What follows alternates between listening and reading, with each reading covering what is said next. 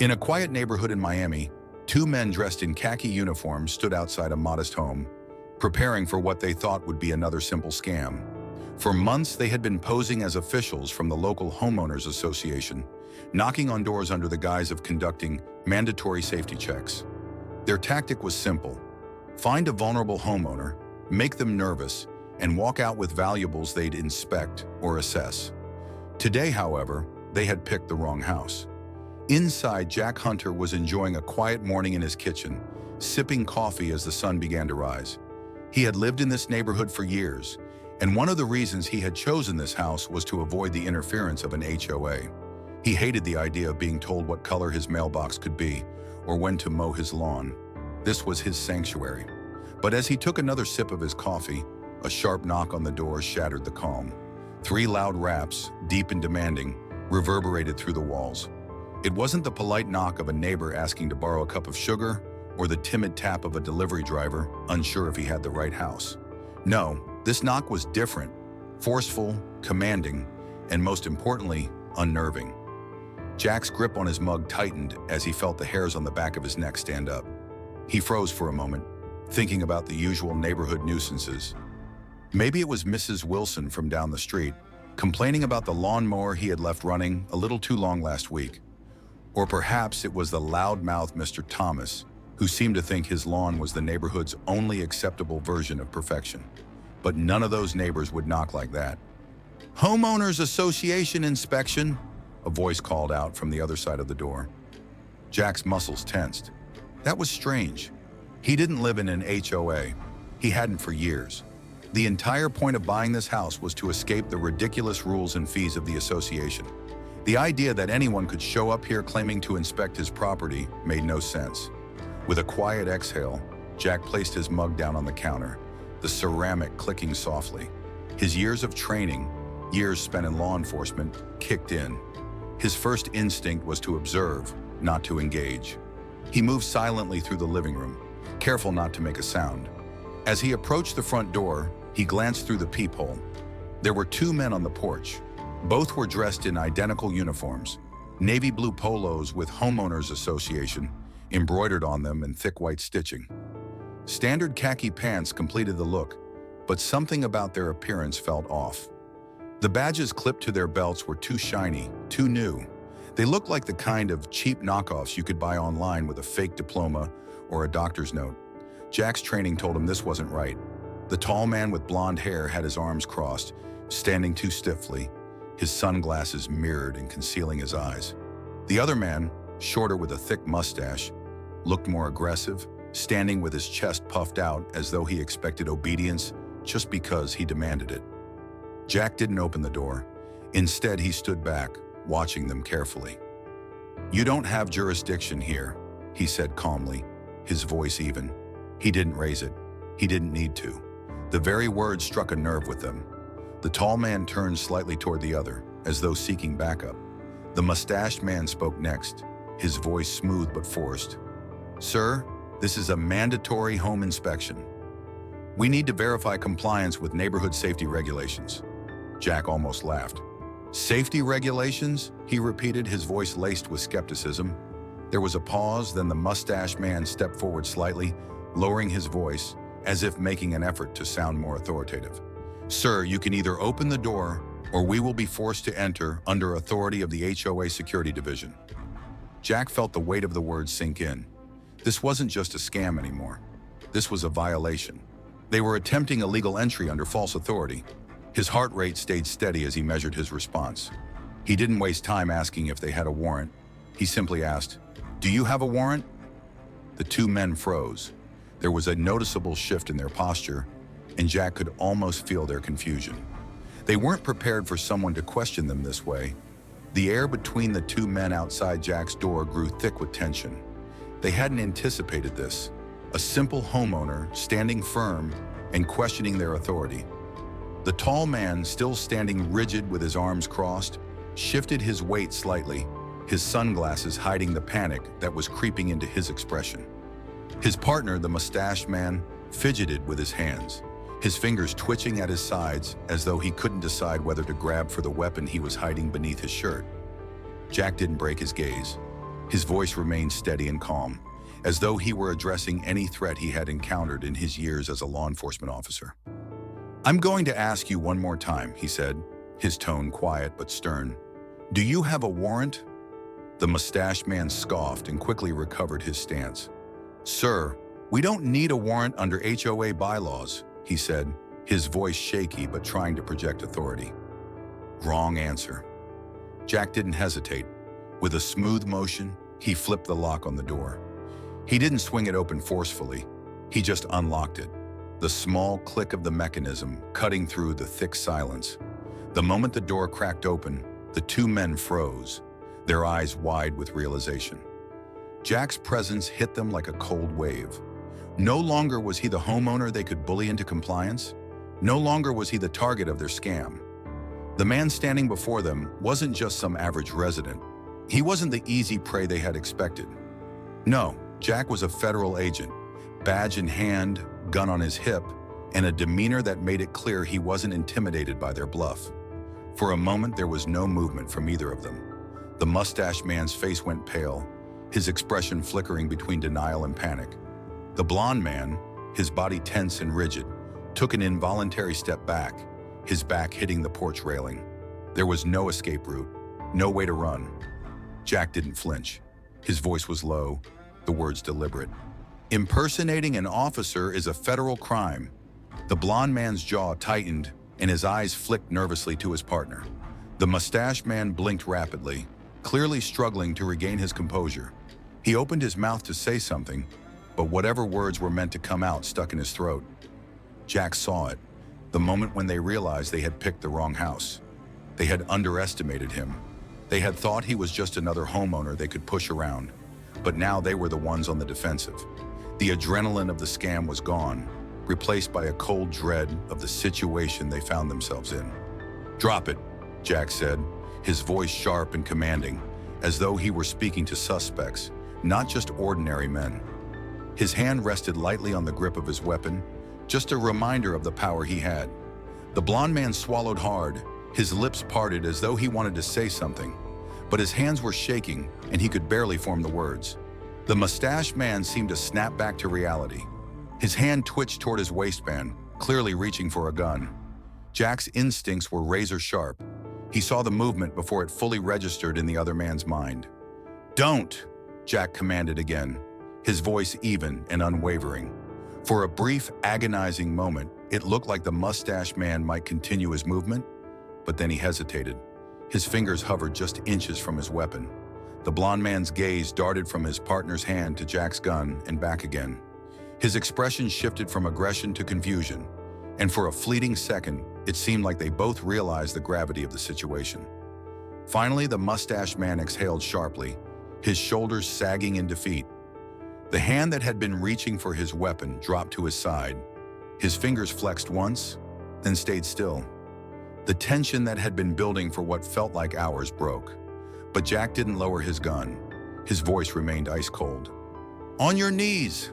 The mustached man's nostrils flared, his face tightening in frustration. But he didn't argue. Slowly, he dropped to his knees, his body trembling with barely contained rage.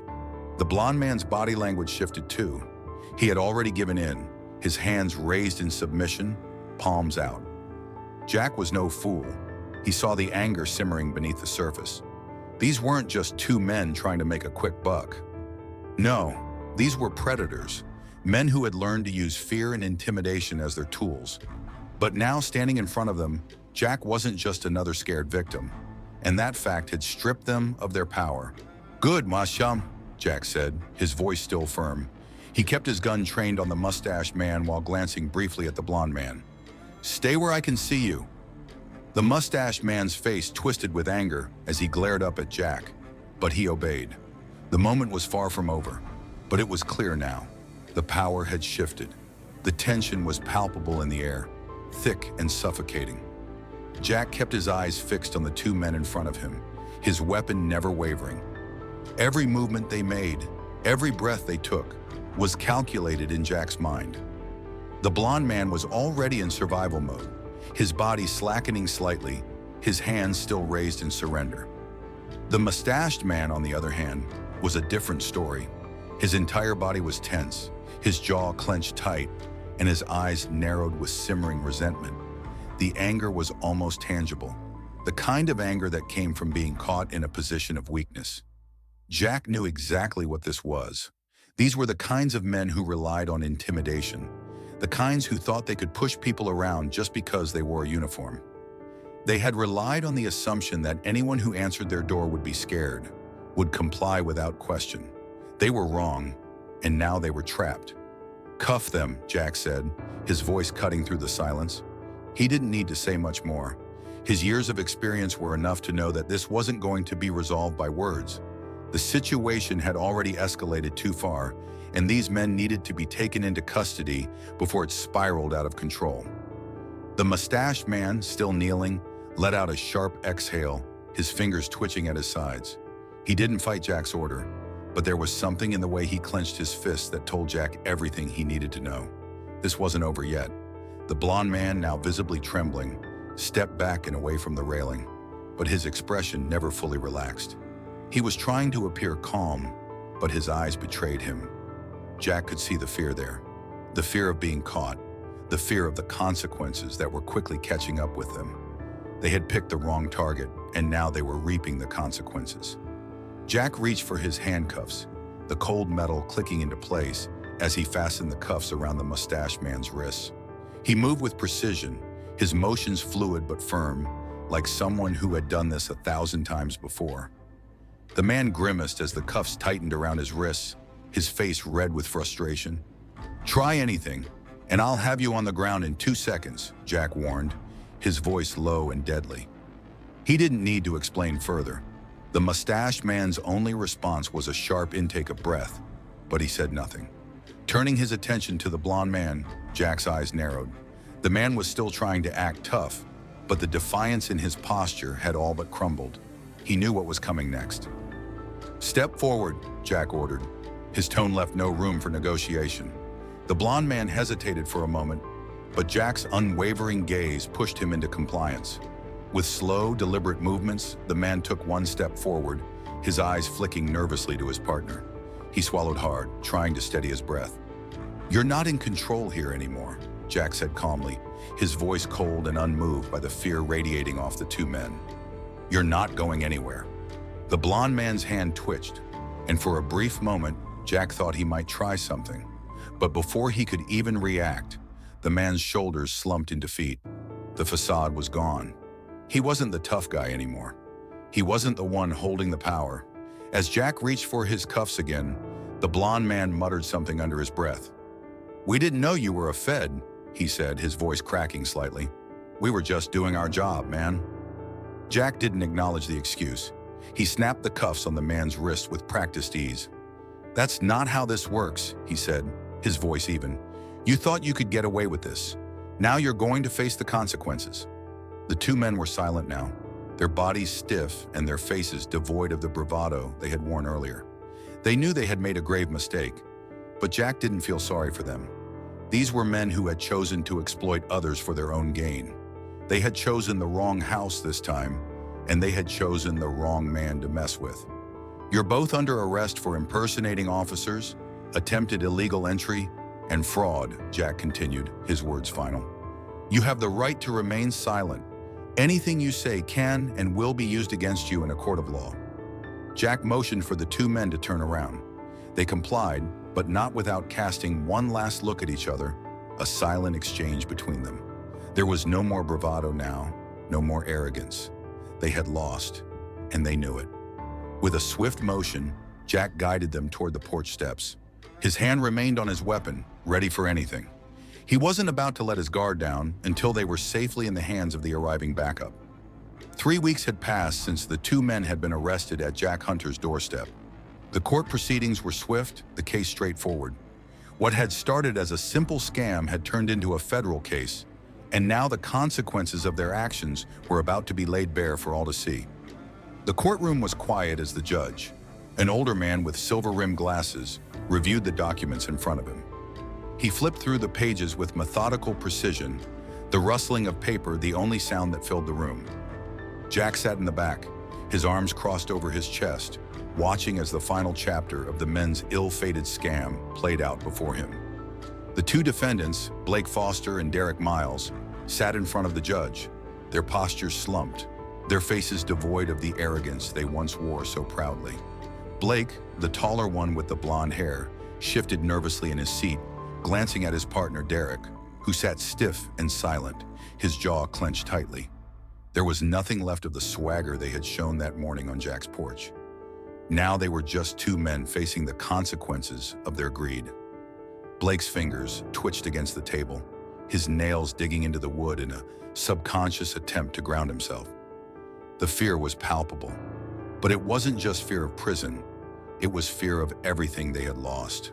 The confidence, the authority, the feeling that they could get away with anything. It was all gone. Derek, on the other hand, said nothing. He was still, his eyes locked onto some distant point beyond the judge's bench. His expression was hard like stone, but Jack could see the simmering rage beneath the surface. Derek hadn't given up. He was just waiting for his chance to regain control. Jack knew the type. People like Derek didn't give up easily, and that was what made him dangerous. The judge cleared his throat, and the room fell into complete silence. The final verdict was about to be handed down. For multiple felony counts, the judge began, his voice steady, including fraud, breaking and entering, impersonating an officer, and attempted assault, the defendants are hereby sentenced to 15 years in federal prison. The words hit Blake like a punch to the stomach. His face went pale, and his breath caught in his throat. For a moment, he stared blankly at the judge, as if the words had not yet registered. He opened his mouth as if to say something, but no words came out. Derek, on the other hand, didn't react at first. His expression remained unchanged, the muscles in his face tight with the effort of keeping his emotions in check.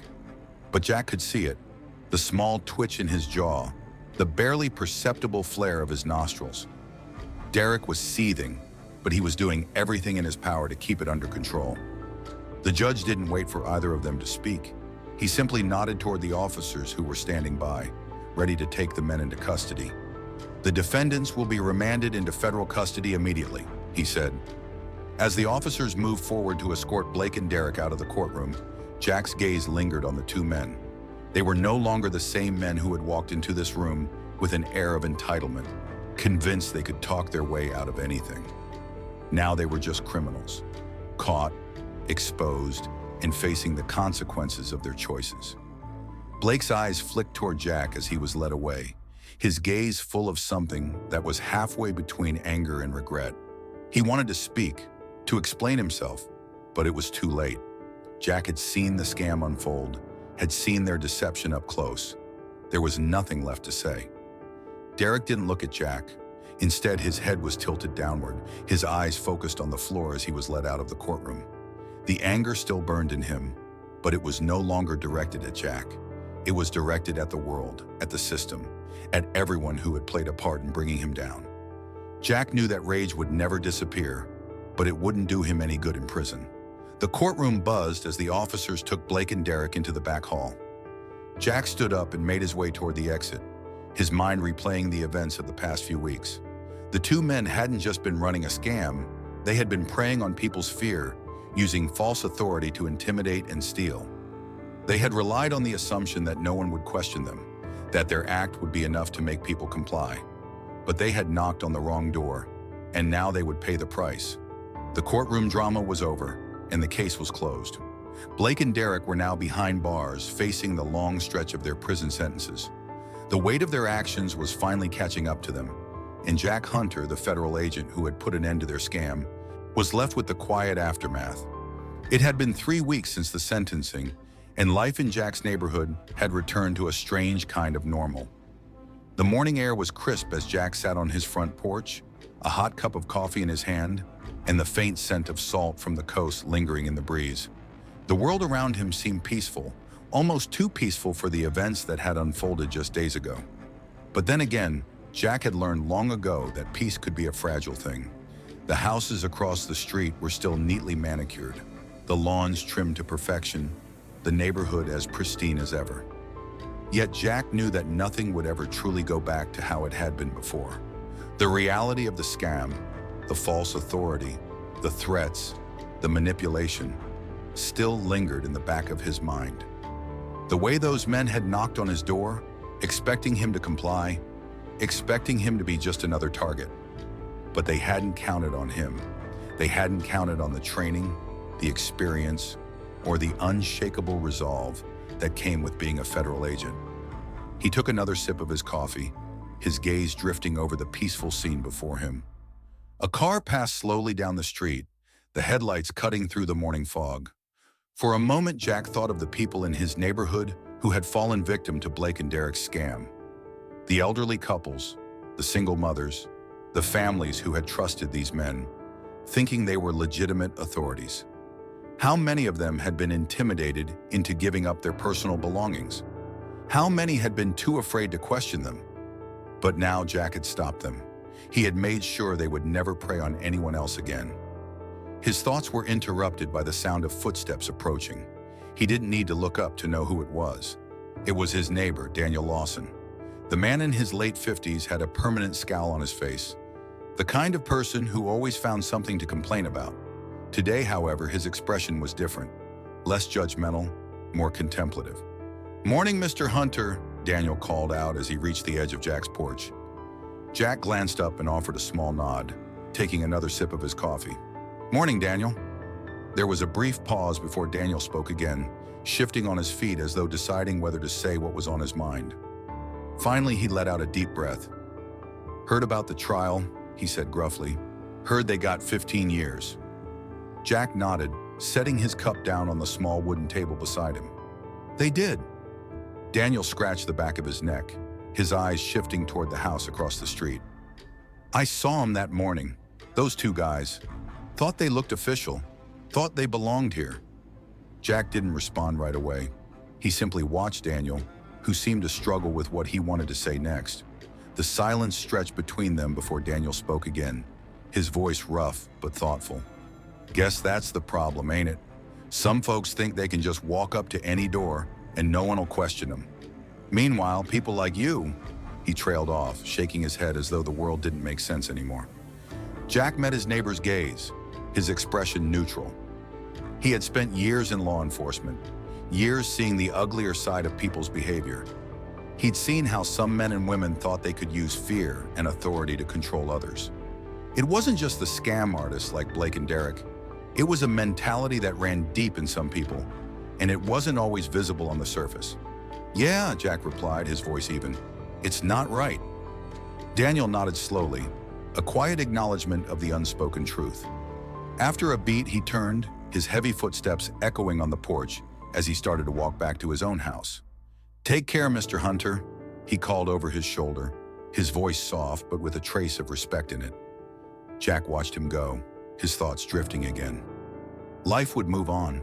The neighborhood would continue. The people would forget the details of what had happened. But for Jack, there was something that would always stick with him. The idea that sometimes it wasn't enough to wait for things to go wrong. Sometimes you had to be ready. You had to be the one who stood up when no one else would. He took another sip of his coffee, his gaze lingering on the peaceful street before him. As the morning sun climbed higher, Jack felt a quiet resolve settle in his chest. He'd done his part, and next time, if anyone ever knocked on the wrong door again, he'd be ready.